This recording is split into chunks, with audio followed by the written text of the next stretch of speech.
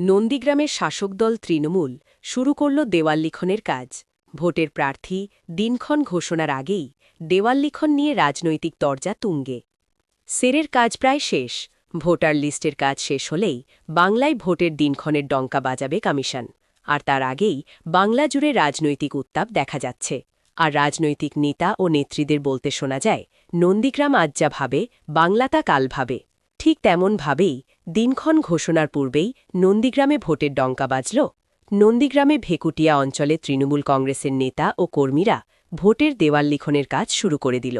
তবে প্রার্থীর নাম না লিখেই প্রতীক চিহ্ন এঁকে সেই প্রতীকে ভোট দেওয়ার জন্য বার্তা দেয়া হয়েছে দেয়ালে। নিজেদের অনেকটাই এগিয়ে রাখল শাসক দল তৃণমূল।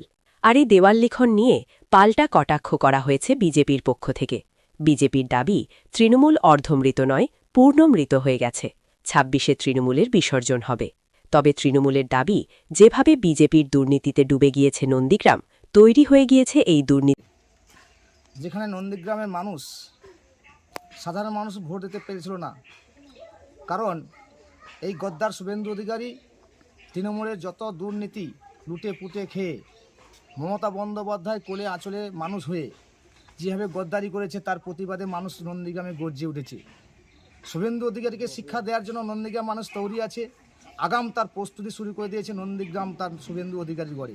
সারা পশ্চিমবাংলা নয়, শুভেন্দুবাবুকে শিক্ষা দেওয়ার জন্য তার নিজের গড়ে নন্দীগ্রামে সমস্ত দিক থেকে রাজনৈতিক প্রভাব তৃণমূলের অনেক জোরদার এবং আগাম কর্মসূচি নিয়ে ফেলেছে তৃণমূল কংগ্রেস।